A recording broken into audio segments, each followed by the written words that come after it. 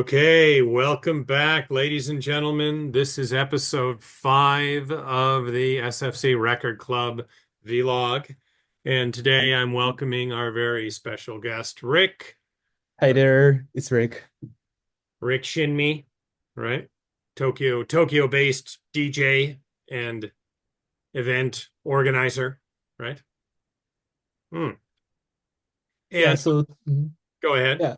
today I would love to talk about history of hard techno and what's going on with Japanese hard techno scene right now. Hmm. Okay, please proceed. Okay, so I made a brief presentation about like evolution of hard techno and rise of Japanese hard techno scene.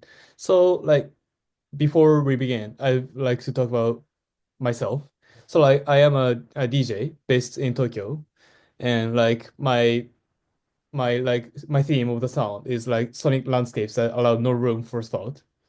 So like I love mixing noise, trance, hard techno, and dark side trance, and creating like overwhelming like sonic information.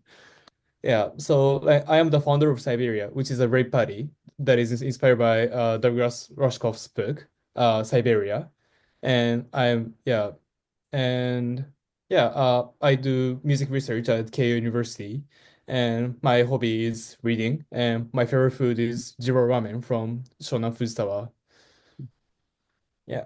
And so like before we begin, I want to explain like what is hard techno. So Rick, like hard Can you put it in slide mode? oh yeah, sure. Yeah. One at the top. Yeah. Yeah. So what is hard techno? Like hard techno is quite like known for relentless, high speed, and industrially inspired genre of electronic dance music. So like BPM, like beats per minute, is typically ranging from 140 to 160. So very fast compared to other genre of techno. And it is like characterized by pounding heavy distorted kick drums and dark atmospheric textures, repetitive but hypnotic rhythms. And unlike mainstream techno, which is often incorporates like groove and like deep bass line, hard techno only focuses on like sonic assault, that designed to keep the energy level at the peak for extended periods. So like during the party, the hard techno DJs are often placed in during like 1 p.m. to 3 p.m.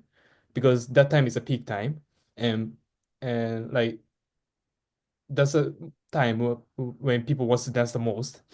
So yeah, that's a time slot where the hard techno DJ often plays, and it has absorbed influences from like Detroit techno, industrial music, EBM, which is electronic body music, and gabber. So I'm gonna explain the history uh, on those as well. So history of hard techno. So like its roots trace back to like Detroit in 1980s. So where artists like Derek May founded the Detroit techno. So they are first inspired by Kraftwerk and other techno pop band, and they took that influence and they made their own genre, which is Detroit techno. So like compared to like Kraftwerk, Dirk Bay and those people really focused on like repetition of the sound, and so and they're like they had a good sci-fi themes of like futurism, and but in United States the techno remained only like underground movement with like not so many crowd. But in contrast, in Europe, like especially in Germany and Belgium, they loved it, and they reshaped it into something harder and faster and more industrial. So yeah, and the big shift happened when the fall of Berlin Wall in 1918, which led to a huge cultural explosion in Germany. So like uh, there were lots of abandoned warehouses and bunkers that were like used by the military or like powerhouse, and they're repurposed into like techno sanctuaries, like most notably Treasure in Berlin. So this is what the Treasure looks like. Uh, So yeah, it is like Yeah, I've been there, and it's like very huge warehouse. And I think like this place was used to be a power plant, but like since after the fall of Berlin Wall, nobody was using it, so they turned it into club. Yeah, so and other influence was new Yiddish, well, German new wave, like which is like the type of the band uh during like 1980s to 90s, like for example that DAF, these guys, Hmm. yeah, they were also coined as a like early founder of electronic body music. So yeah, those type of mix of like electronic synthesizers and pop music have also contributed to the uh, form of like contributed to making the original Detroit techno much sharper and harder. For example, I think here in this track,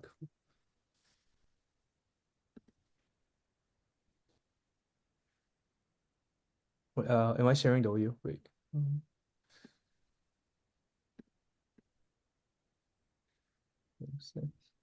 Yeah, there's a special button that says like share. Yeah, yeah, yeah.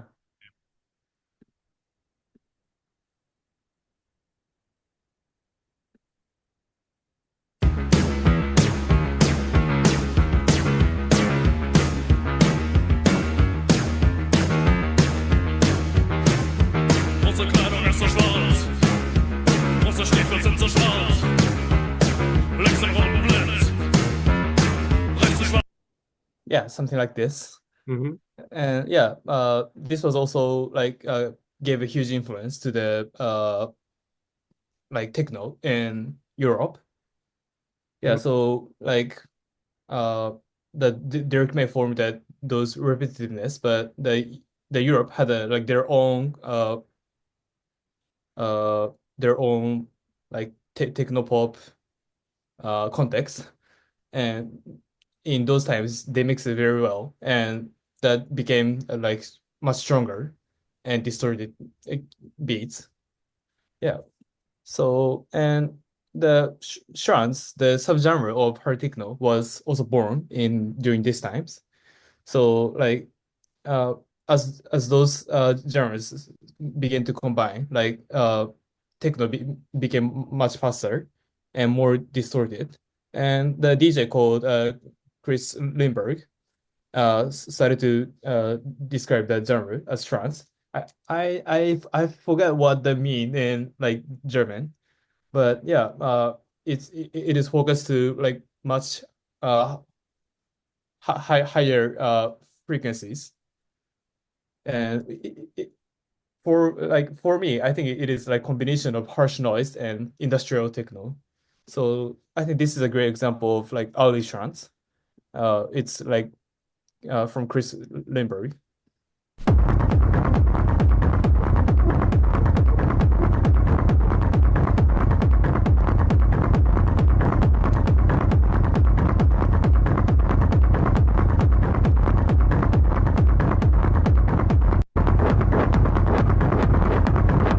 Yeah, so I think you can hear how the like hi-hat, or like it's not a hi-hat, but like the higher frequency are very distorted, that it almost sounds like noise.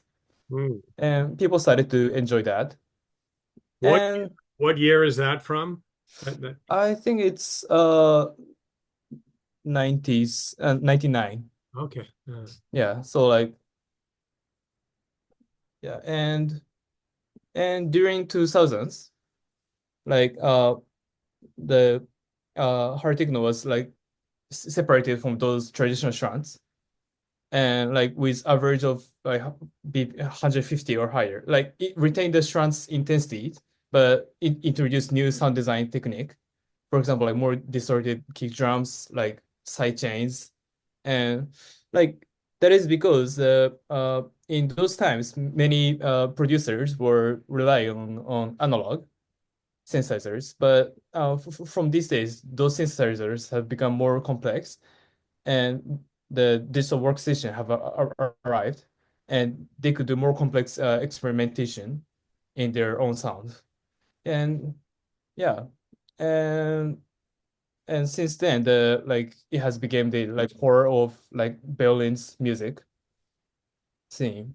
And yeah, so the after that, yeah, we faced the COVID-19, and it made a huge turning point for hard techno.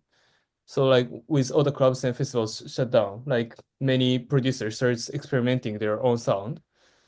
And yeah, uh, I think there's three main influence the COVID-19 gave to the scene.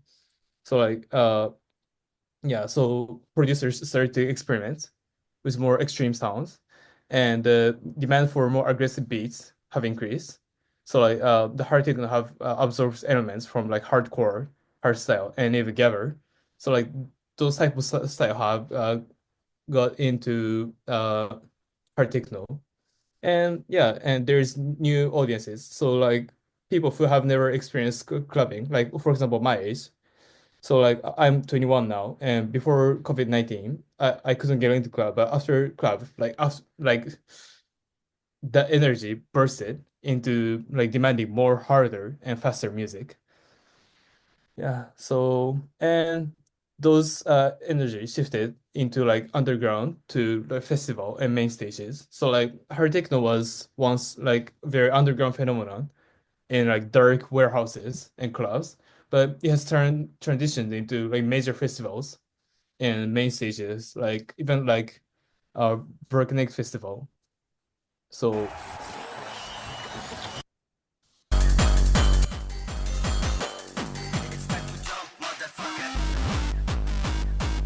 this many people started to join to see hard techno DJs, and which have never happened before. For example, the DJ in-house Dinas called it post-COVID, people want something extreme. The lockdown changed everyone's perception of energy, and so on. Yeah, and the rise of TikTok hard techno. So when the underground culture becomes way too overground, there is some like negative side that comes with it. So there is a term called TikTok hard techno, which is satire to describe a hard techno that relies on excessive drops to create hype, just like mainstream EDM that was very popular in 2010.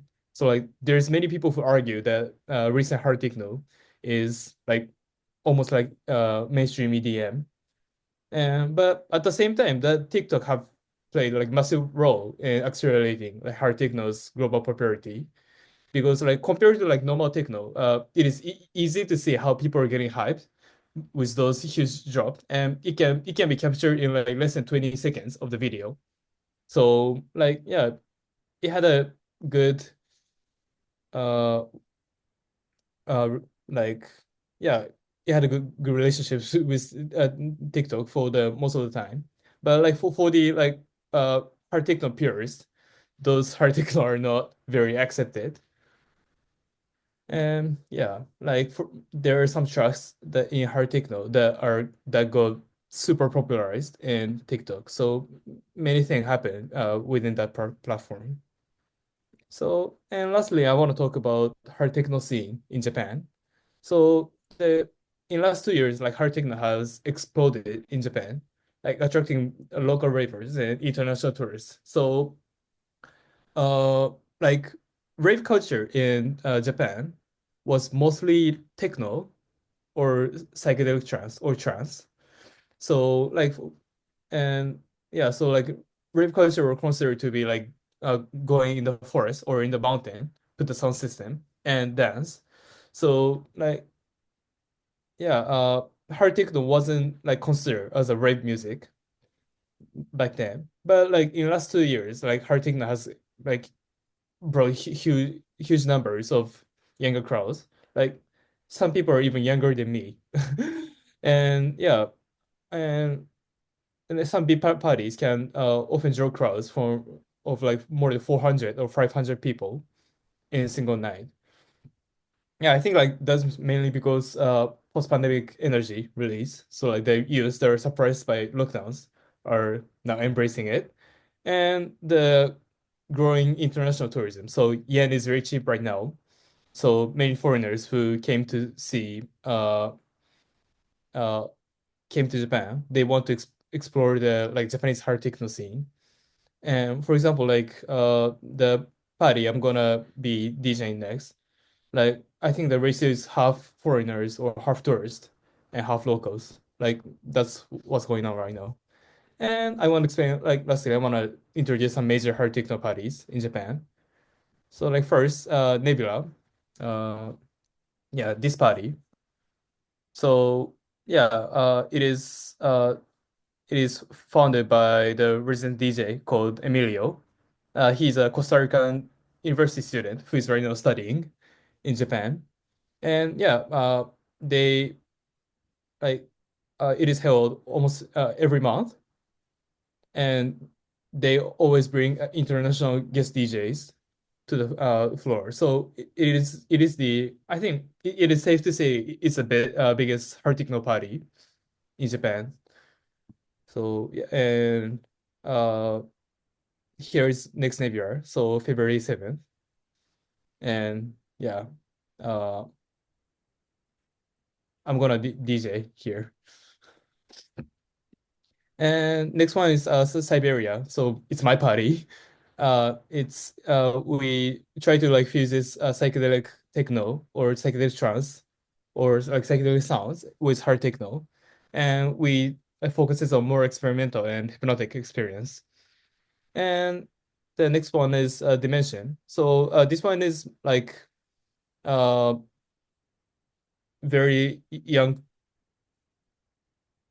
Yeah, so this is the Instagram page of Dimension, and they are more focused on very young audiences. And yeah, they play various type of musics, but they brings a lot of crowds like every time. And lastly, Violation. So this is the original hard techno party in Japan. So the founded by DJ Eve. So she's a Korean DJ that have lived in Japan for a very long time. And yeah, she basically founded the hard techno scene in Japan. And this party is very like focused on industrial and noise sounds. Yeah, I think that's it for my presentation. Hmm. Good. So, do you think the scene will continue growing in Japan, or? I mean, yes, I think it will. So, I mean, like looking at how the huge crowds are going in Europe, I think yeah, it is very safe to say that we will yeah, there's gonna be it's gonna be bigger. Hmm. Yeah, but like right now, in Japan, the lack of venue is the one what is stopping a hard techno to be much bigger. Hmm. So like it is very hard to find a venue that is open to hard techno. And yeah, so for example, the Womb, one of the biggest club in Shibuya or Tokyo, doesn't allow hard techno to be played on their main floor Oh. because I don't know why. Like I think they want to keep the like what integrity of the club or something. But yeah, still hard techno is not that widely accepted in Japan, Hmm. and especially if who manages the venue. Hmm. So yeah, Well, what's their issue with it exactly? I mean like mm, like I think they want to promote the venue as like techno Okay. venue, like no hard techno venue Hmm. because yeah, I mean there were some hard techno party in like subfloors, the smaller floors, but yeah, like many tourists really liked it. Hmm. But like yeah, during the hard techno party, like many people tend to take their clothes off and dance, but the security guards weren't happy about it. Yeah, so like there are a bunch of uh like cultures that doesn't match their like expectation or how they want to how they want as a venue. Hmm. So it has a reputation of being dangerous, kind of. Yes, yeah. Mm-hmm. And like genre itself is not that new. I don't not that old. So yeah, historically like many people were doing like normal techno Mm-hmm. and like hard techno like had a rapid rise in last 2 or 3 years in Japan. So yeah, I think like it's gonna be bigger, but we have to find a place to do the party. Hmm. I mean, do you want it to be bigger, or do you like the level it's at now? I actually love the level at least right now, but mm, like yeah, it's a very hard problem because like as a like party organizer and DJ, like if the scene gets much bigger, like we will have a chance for bigger crowds. Mm-hmm. But at the same time, like we want to keep the underground atmosphere. So like once the music has become like mainstream, there's gonna be like a bunch of crowds that causes trouble. And so like yeah, I'm right now like comfortable right now, but I think there is a yeah, we gotta go much bigger bigger. So Yeah. when you were developing as a DJ, like at what Mhm. point did you decide that you definitely wanted to go in the hard techno direction? So there was a time when I saw the DJ goes by the name of Sam. So this guy. Mm-hmm. Yeah, so like I was seeing I was stumbled upon this guy's DJ set and like there was a kind of a sound that I've never heard before. And before I started doing DJs, I was doing metal band. So like that kind of like huge distortion and energy was very matching to me. So yeah, like going to hard techno was very smooth. Hmm.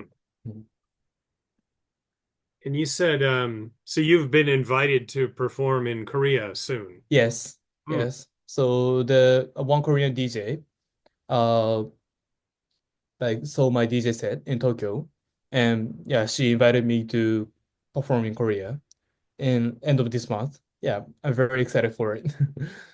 Hmm. Yeah. It's gonna be my first foreign gig. Yeah. And like I want to do Europe tour in like next year or if early like this summer. Hmm. All right. So yeah, it's gonna be a good chance for me. Hmm. Yeah, that's exciting. Yeah. Mhm. Make us proud, right? Yes. Uh, hmm. Okay. All right. Is there anything you'd want to say in closing or Like, uh, if you're very interested in like Japanese raves or hard techno, just contact me. And like my, yeah, and like Japanese hard techno scene is very like, I think like, it has not become like super mainstream yet. And there is lots of like underground DJs who only focuses on sound. So like that'll be really interesting place to watch. So yeah, I would definitely I'm definitely more than welcome for you guys to come and come visit our scene. is there like an artist you recommend like to a newcomer or someone who doesn't know anything about the scene? Like what's a good entry point artist or album or Uh like for the Japanese DJ, if so like she's basically the one who founded her techno and her event Violation. Like if you want to see the like real underground her techno, uh this is a place to go. hmm. So like she always say quality over quantity. So like she like rather than going too big. Like she really focuses on like good sound experience. And yeah, it's definitely recommended. And what else? I think like for the starter, Nebula is a great party to go. Like it has more like it's not catchy, but like uh more enjoyable sound, even though if you're not familiar with hard techno. And yeah, there will be a like lot of people involved or coming here, so like you won't get very super lonely dancing. And yeah, the communities are great, and yeah, definitely recommend it. All right. Okay. Well, thanks for joining us today, Rick. And Mhm. thanks everyone for watching. And bye bye. Stop.